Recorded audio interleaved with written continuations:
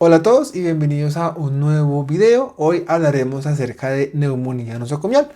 Esto es tanto la neumonía que hemos adquirido en el contexto hospitalario sin estar ventilados, como la neumonía asociada al ventilador. Vamos a hablar entonces de su diagnóstico, su microbiología y su tratamiento. Así que empecemos. Entonces, cuando hablamos de neumonía nosocomial, estamos hablando de la infección más frecuente que se adquiere a nivel hospitalario, aproximadamente el 25% de las infecciones.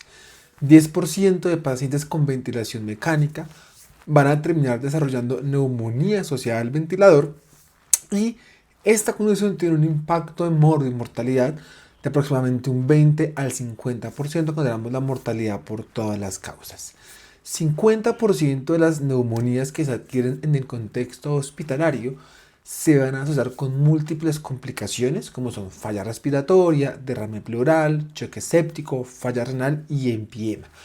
Muy importante es que cuando hablamos de neumonía asociada al ventilador, todos los pacientes deberían estar hemocultivados y deberían hacer también cultivos de esputo tratando de encontrar la etiología. Y existe un concepto cuando hablamos de neumonía asociada al ventilador de temprano y tardío que lo separa si lleva más de 4 o 5 días hospitalizado. Este concepto nace porque nos separa las etiologías asociadas, pero vamos a ver que eso también es un poco debatible. Entonces, las definiciones, sabemos cómo se define neumonía, es un infiltrado pulmonar nuevo, más un cuadro clínico compatible. Y que esto que sería fiebre, esputo purulento, leucocitosis o alteración de la saturación. ¿Qué es una neumonía que se adquiere en el hospital? Es aquella que se presenta 48 horas o más desde la admisión y obviamente yo pues no debe tener síntomas respiratorios al ingreso.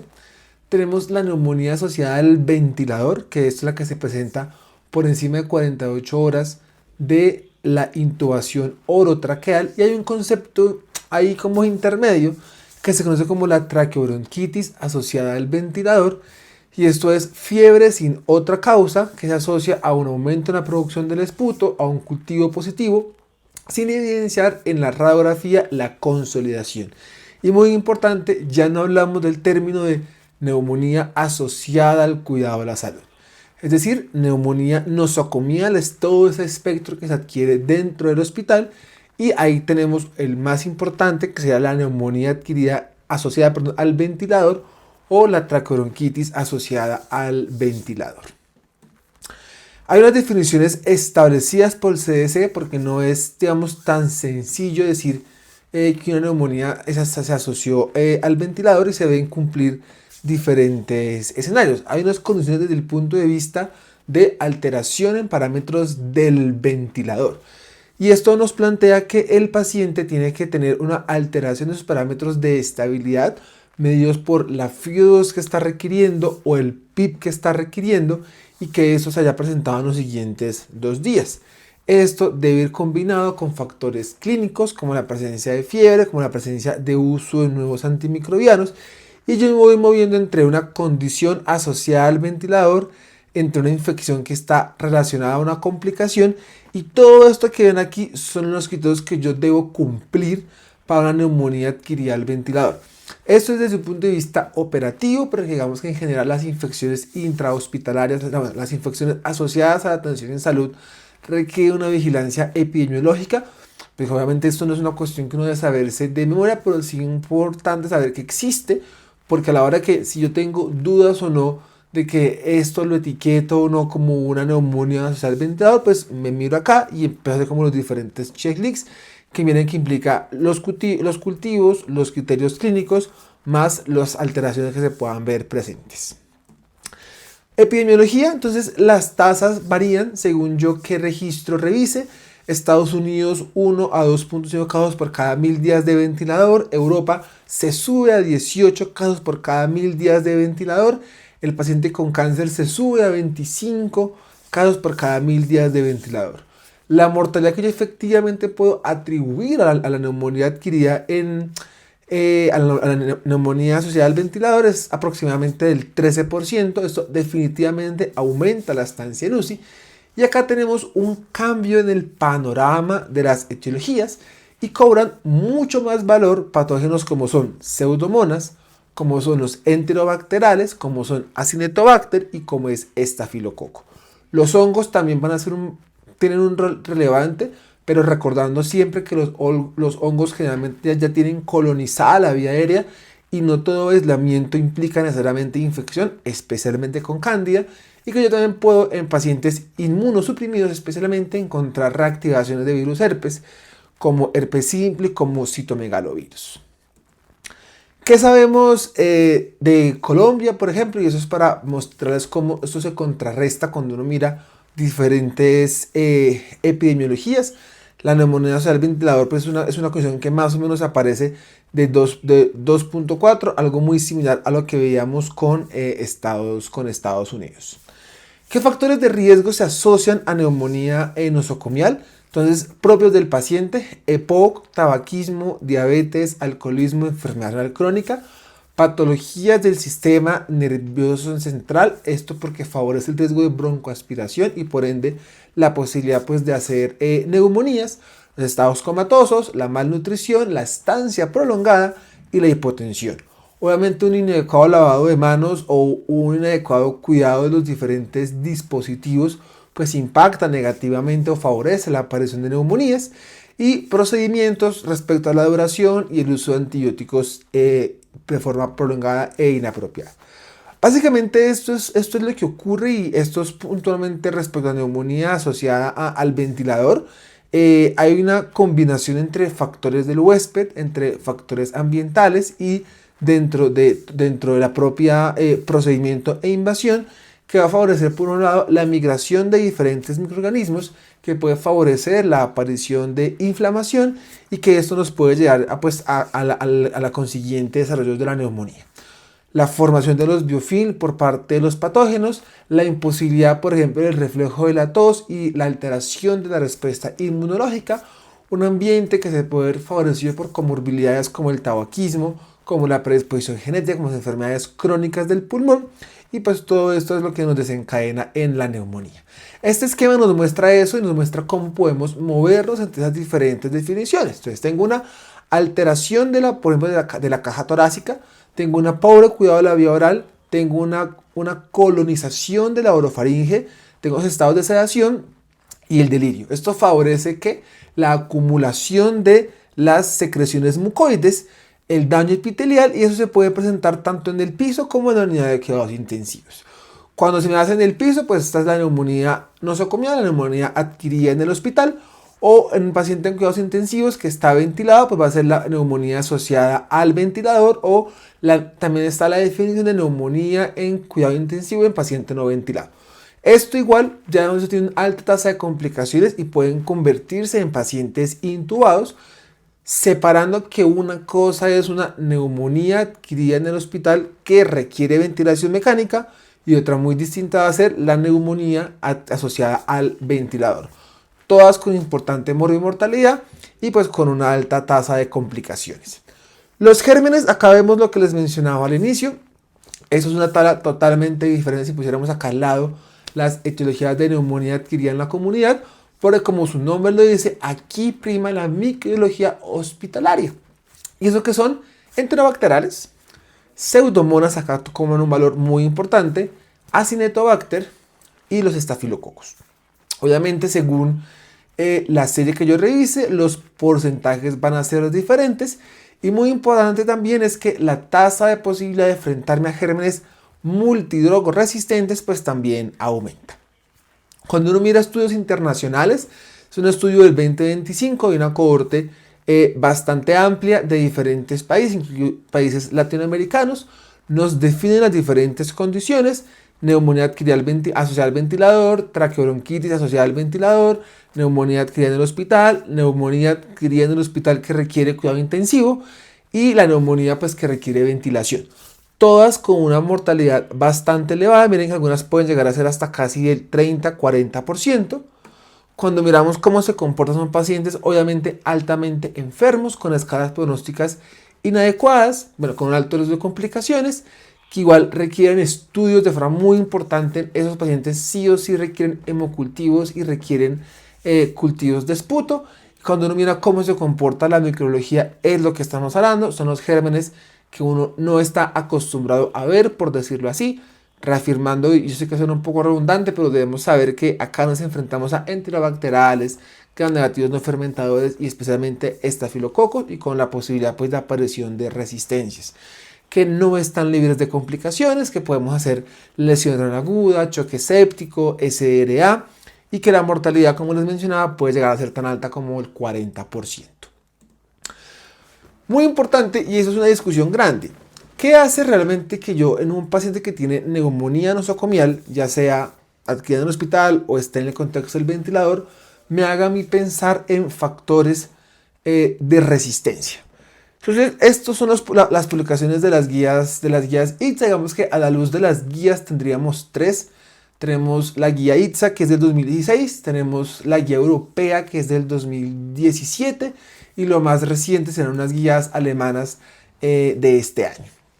En la guía ITSA nos dicen que, mire, usted puede clasificar los riesgos para multidrogoresistencia con base en factores propios, en riesgos propios de la ventilación, y que estarán dados por uso antibiótico previo en los últimos 90 días, el choque séptico al momento de la neumonía, que hayamos tenido previamente un SRA, 5 o más días de hospitalización, y acá les pongo una flechita porque esta es la definición de neumonía asociada al ventilador temprano tardía, pero ahorita les muestro, hay otros estudios que han mostrado que realmente ese cambio en microbiología no es tan cierto. Yo podría encontrar gérmenes resistentes muy temprano o poder encontrar gérmenes sensibles igualmente muy tardío. Que el uso de esteroides no se ha logrado demostrar de forma consistente que sea asociada con resistencias, y que en las otras condiciones como la neumonía, la traqueobronquitis y las infecciones por pseudomonas o estafilo, lo que realmente más pesa es ya estar colonizado por estos microorganismos. Estos son cuando uno habla de neumonía nosocomial temprana y tardía, y este es un estudio bastante interesante porque acá esta revisión nos pone diferentes cohortes y lo que les digo de aislamientos multidrogoresistentes en neumonías tempranas y neumonías tardías. Y la respuesta es que, mire, eso no es tan así, no es tan que si yo tengo menos de 5 días no voy a pensar en gérmenes resistentes.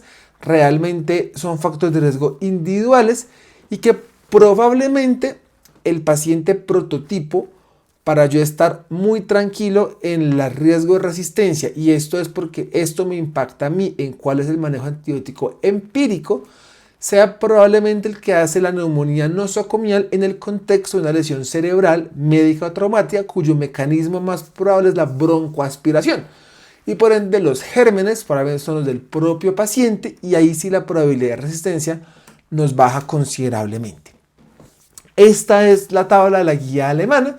Ellos dicen, mire, factores de riesgo asociados a multidrogoresistencia: usted haya tenido antibióticos en los últimos 30 días, más de 5 días hospitalizado, que no sepa que está colonizado por Staphylococcus aureus resistente o por pseudomonas, el choque séptico, el SRA, la hemodiálisis, haber estado en contacto con centros de cuidado y los otros factores de riesgo que uno ya como conoce o propios, por ejemplo, de pseudomonas. Si uno sigue buscando, va a encontrar más y más revisiones con una amplia gama de factores de riesgo. Esto para, pues, como recalcarles que no hay como un parámetro, no hay como una definición exacta, y yo me debo parar a la cabecera del paciente y evaluar cada una de estas cosas. Estas no tienen tanta evidencia como las que les mostraba inicialmente. En general, lo que mayor peso va a tener es los aislamientos previos, el estar colonizado, y en general también la gravedad de la enfermedad en algunos escenarios. ¿Qué es un cuadro clínico? Y acá hay un pero muy importante, y esto dificulta a veces el diagnóstico de las neumonías adquiridas en el hospital, y es que esto no queda tan claro. Y se han intentado hacer escalas que desafortunadamente no se comportan como uno quisiera para usarlas de forma rutinaria o aislada. Se sabe que la sola presencia de hallazgos clínicos no es suficiente para el diagnóstico. Está descrito el CPIS, que es una escala que su problema es que tiene una muy baja especificidad. Combina temperatura, leucocitos, las características de las secreciones, la oxigenación, las opacidades del cultivo. Se han propuesto algunos parámetros de sospecha, y es que si yo tengo al menos 2 de fiebre de aparición reciente, secreción endotraqueal purulenta, leucocitosis o leucopenia, aumento de la ventilación minuto, disminución de la oxigenación o aumento del requerimiento vasopresor, debería yo sospechar la posibilidad de que estoy frente a una neumonía asociada al ventilador. Y hay unos criterios propuestos, nuevamente con todos los peros, pero que probablemente la presencia de hallazgos imaginológicos compatibles con neumonía nuevos, más fiebre o leucocitosis, más la alteración del esputo, la tos o la disnea y alteraciones en la oxigenación me pueden apoyar. Desafortunadamente, cuando uno mira, pasa esto, y es que el diagnóstico, como parto de un cuadro clínico bastante inespecífico, se dificulta mucho.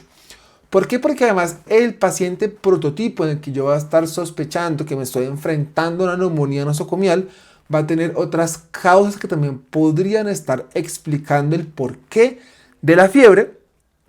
A veces se hace difícil saber si lo que yo estoy encontrando en un cultivo de esputo efectivamente es un cuadro infeccioso o es algo que está colonizando, y la radiografía tiene múltiples limitaciones, y es más en un paciente críticamente enfermo. La ITSA, en su guía con la ATS, dice que yo debo hacer muestras respiratorias y hemocultivos a todos los pacientes. Ojo cuando encuentro hallazgos en la bacteremia de gérmenes que no clásicamente causan neumonía. Debo yo pensar si no tengo otro foco en algún otro lado diferente al pulmón, y lo que estoy viendo tal vez sea una consecuencia de una infección diferente. Y las guías europeas hablan de que yo debería hacer cultivo de muestra respiratoria.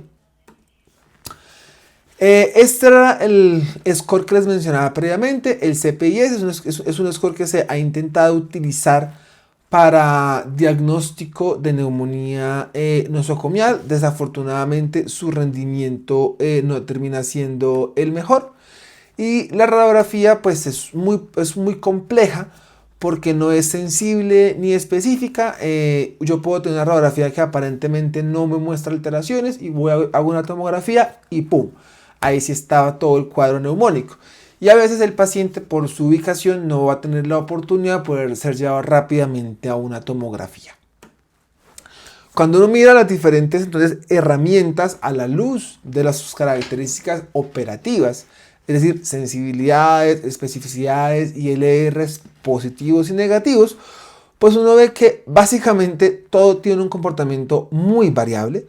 Sensibilidades que pueden ser tan bajas como el 60%, ninguna superando el 90%, y las especificidades aún peor.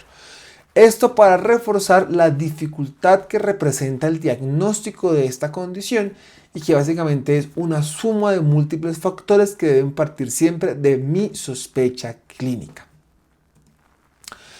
Las imágenes pasa algo muy parecido, entonces yo puedo ver sensibilidades que pueden ser tan bajas como el 15%, y algunas especificidades se pueden sumar, sobre todo cuando arranco a hacer combinaciones. Probablemente si yo tomo entonces radiografías, más hallazgos, imágenes, más leucocitosis, más fiebre, más secreción purulenta, eso me ayuda mucho a aumentar mi especificidad, pero pierdo mucha sensibilidad.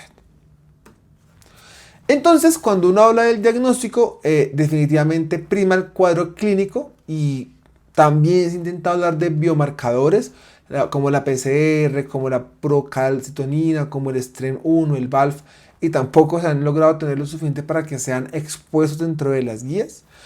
Cuando yo hablo de neumonía asociada al ventilador, hay una discusión entre si yo hago muestras invasivas o muestras no invasivas.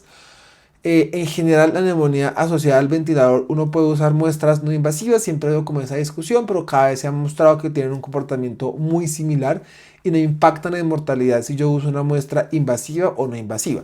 ¿Qué es una muestra no invasiva? Una que se hace a través de un aspirado endotraqueal y que me permite emitir un resultado semi-cuantitativo.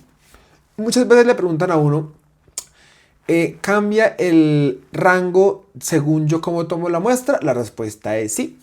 Si yo tomé la muestra a través de un lavado broncoalveolar, el punto de corte es 10 a la 4. Si fue un aspirado, el punto de corte es 10 a la 5. Y si fue un cepillo protegido, el punto de corte es 10 a la 3. Y en neumonías adquiridas en el hospital se hacen muestras no invasivas. Y esas muestras no invasivas básicamente van a ser la expectoración espontánea o el esputo inducido, o en caso de que se pueda hacer un aspirado endotraqueal, sobre todo porque eso nos permite guiar el tratamiento. Cuando uno mira lo que dicen las guías de la ICSA comparadas con las guías europeas, realmente son muy similares en lo que cada una de ellas está diciendo. Lo que cambia es la recomendación que hablan respecto a si uso una muestra invasiva o una muestra no invasiva. Entonces, a través de un algoritmo, ¿cómo lo podríamos ver? Entonces, yo parto de una sospecha de neumonía asociada al ventilador.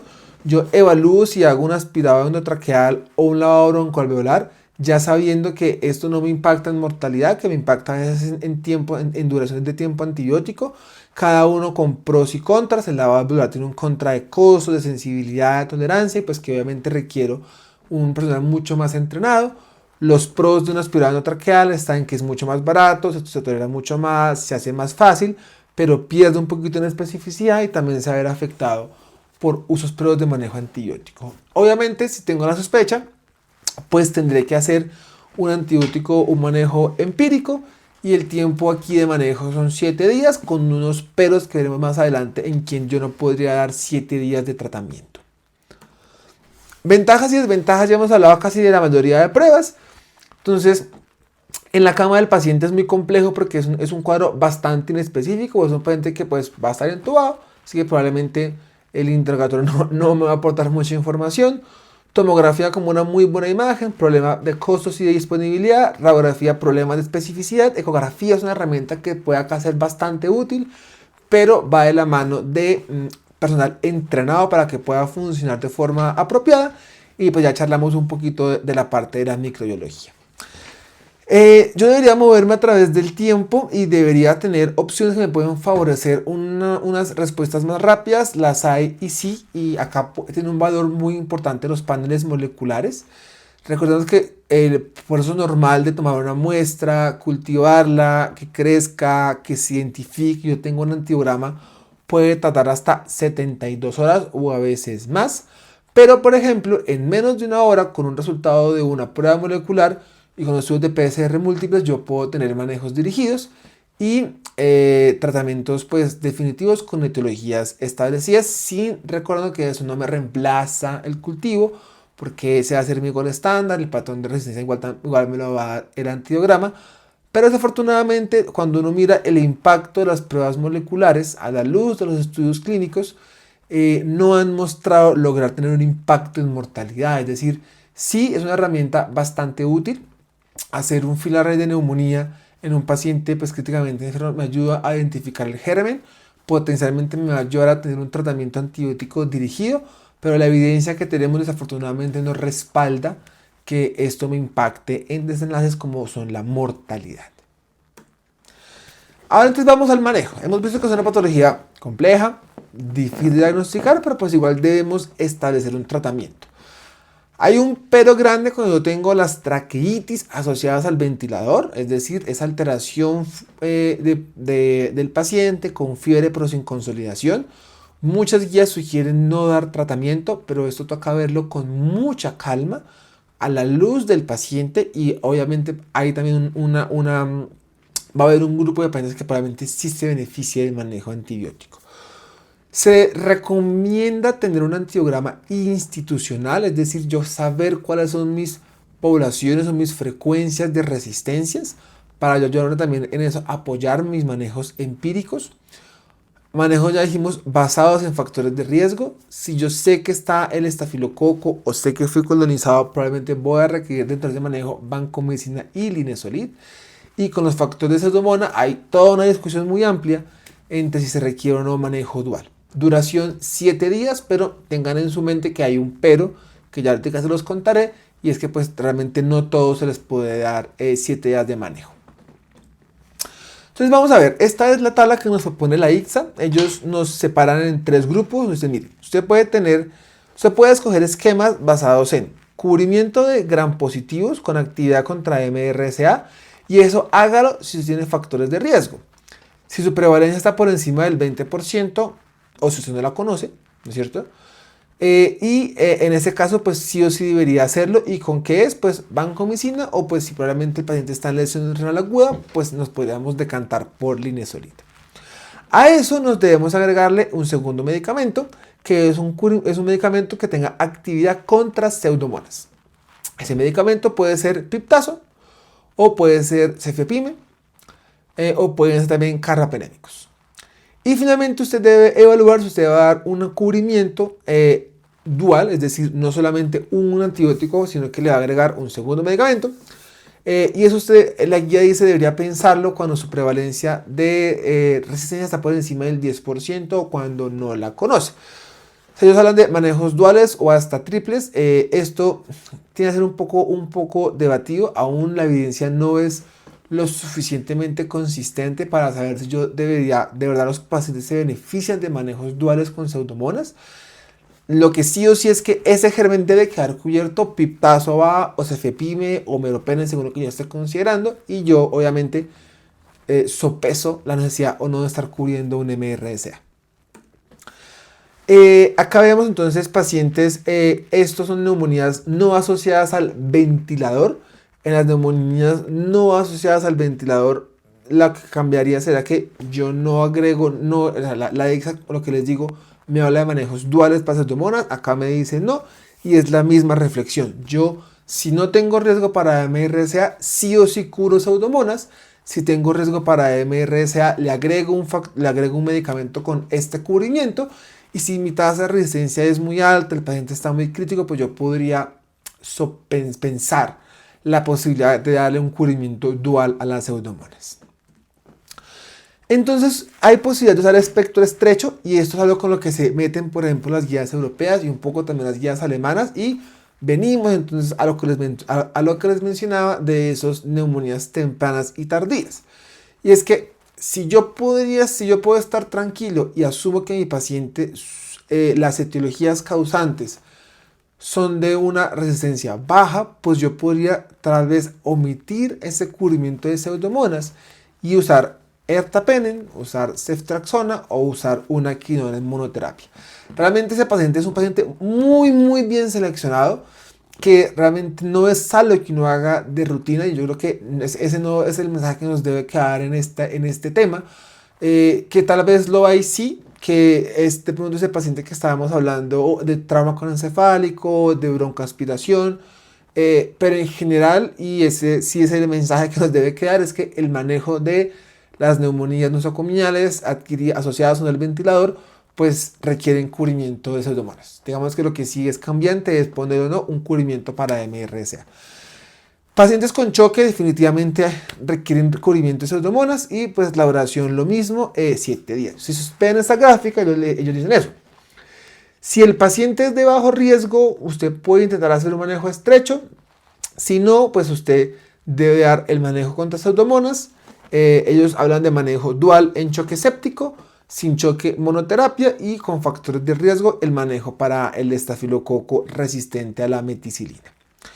Es la publicación del 2020 que recoge lo mismo. Ellos dicen, mire, neumonía temprana usted podría pensar en no cubrir pseudomonas. Esto, insisto, es algo que uno tendrá que ver con demasiado cuidado.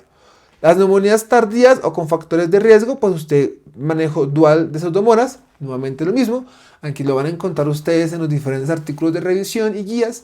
Esto no está tampoco tan sustentado, y un manejo en monoterapia contra pseudomonas pues tampoco sería incorrecto. Y si yo conozco que estoy colonizado frente a MRSA, pues pongo vancomicina o pongo linezolid, y ya sabemos que actualmente las resistencias son cada vez mayores.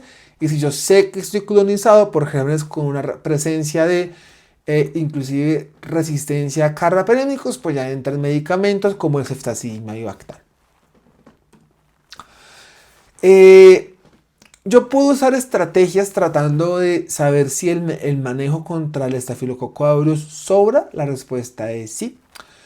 hay una importante correlación entre yo estar colonizado por estafilococo en la nariz y que esto efectivamente se correlacione con la presencia de infección, especialmente desde el punto de vista de concordancia negativa. Es decir, la ausencia de colonización me puede dar una alta tranquilidad para quitar el espectro contra estafilococo. Esto lo han mostrado diferentes cohortes observacionales y si yo tengo la posibilidad de hacer, porque las existen, pruebas moleculares en hisopado nasal y el paciente yo confirmo que no tiene estafilococo, yo puedo con tranquilidad retirar ese cubrimiento y dejarlo solamente con un cubrimiento sobre pseudomonas. Este estudio del 2020 refuerza lo que les digo, es que el valor predictivo positivo es bajo, pero el valor predictivo negativo es muy alto. Y esto es lo que usamos y es una herramienta interesante si uno quiere obtener la forma de bajar el espectro. Estos son diferentes estudios aleatorizados publicados con diferentes medicamentos y diferentes combinaciones, sobre todo para los antibióticos nuevos, que cuando uno habla de los estudios originales de ceftaxima y bactam, por ejemplo, de ceftolozano, tazobactam y demás, pues incluyen población que está con neumonía asociada al ventilador y en general han mostrado que pues tienen un rol adecuado y que pues van a dar un adecuado cubrimiento. Acá podemos ver un esquema sugerido en esta publicación del 2020. Venimos nuevamente lo mismo. Ellos dan esa recomendación de neumonía temprana, pues no ponga pseudomonas. Yo se los muestro porque igual lo van a poder encontrar en diferentes artículos, pero hay que tener mucho cuidado con decidir no cubrir pseudomonas en una neumonía nosocomial. Es un paciente, pues yo creo que muy seleccionado, que no creo que sea tan fácil de encontrar en la práctica diaria. Y ya lo demás nos movemos entre los diferentes factores de riesgo, dando manejo para pseudomonas. Si yo conozco o por colonización o por pruebas rápidas la presencia de carapenemasas, pues me subo de espectro y pues después voy dando manejos dirigidos. Esta es la propuesta de la guía alemana. El paciente está en choque séptico, no. Tengo riesgo para multiresistencia, no.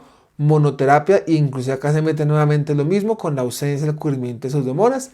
Si tengo factores de riesgo, monoterapia. El paciente en choque con riesgos pues puede estar solamente con carbapenémico o puede requerir entonces terapia dual contra pseudomonas, con el asterisco de que eso no está tan bien estudiado. Tiempo antibiótico. Clásicamente a la neumonía adquirida al ventilador se le daba 15 días, pero desde el 2003 salió un estudio que mostró que dar 8 días era no inferior. Pero ese estudio mostró un problema, y fue un problema con las pseudomonas, y es que la neumonía asociada al ventilador por pseudomonas y por bacilos gram negativos no fermentadores con 8 días no les iba muy bien.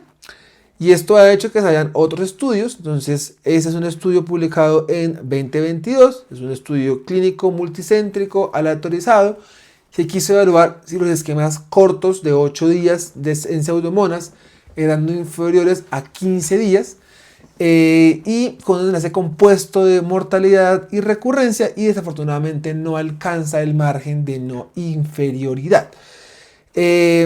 Esto en los demás desenlaces no se logra encontrar diferencias, pero refuerza el pero que les decía. Entonces, si yo estoy frente a una neumonía asociada al ventilador cuya etiología son pseudomonas o son otros bacilos gram negativos no fermentadores, no hay suficiente evidencia aún para poder darles 7 días.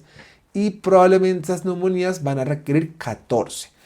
Hay algunos estudios que lo que dicen es que yo podría sentarme a revisar. No es este no se los puse, pero yo puedo pararme el día 7 y según la evolución clínica del paciente, definir cuántos días adicionales más les voy a dar. De ese estudio anterior sale este subestudio, que es lo que yo les mencionaba, que quiso ver, venga, de verdad si yo comparo, si yo le doy biterapia a las pseudomonas tengo mejores desenlaces, y pues acá no hubo diferencias. Entonces, realmente evidencia actual que sustente la posibilidad, que sustente de forma sistemática el uso de manejo dual en pseudomonas, no la tenemos. Este es un estudio de corte, este es un estudio observacional, donde acá, por ejemplo, si no encuentran diferencia entre dar 8 días o más de 8 días para Pseudomonas. Y la verdad, la pregunta sigue abierta, no hay una respuesta correcta, del todo correcta, perdón, pero pues sí la información de estudios aleatorizados no soporta aún esquemas cortos en neumonía social del ventilador por Pseudomonas. Y ahí puede que sí, la respuesta sigue estando por salir, pero pues dependerá de la evolución clínica del paciente. Probablemente serán 10 o 14 días de tratamiento. Un punto importante y es que existen antibióticos inhalados y desde un punto de vista de fisiopatología, pues uno dirá, bueno, uno entendió que llega al pulmón, me va a ir bien.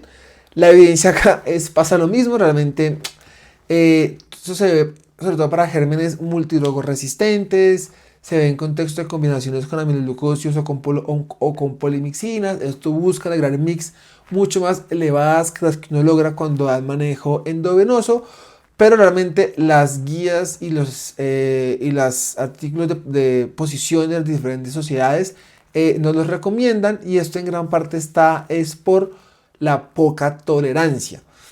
La tolerancia a los antibióticos inhalados depende de lo que ven en esta tabla, que es a partir de qué dispositivo tengo yo para entregarlo.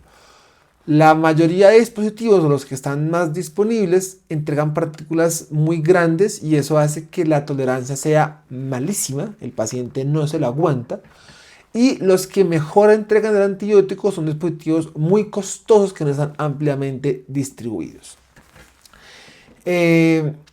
Estos son diferentes opciones que tenemos desde el punto de vista de la evidencia y que muestran que los desenlaces son variables y que según el estudio que uno encuentre puede haber un desenlace a favor o no, y que al menos, por ejemplo, desde un punto de vista de estudios aleatorizados se han hecho con colistina y con amikacina, algunos con buenos desenlaces, otros no, y toda esta información cuando la ponen acá nos muestra que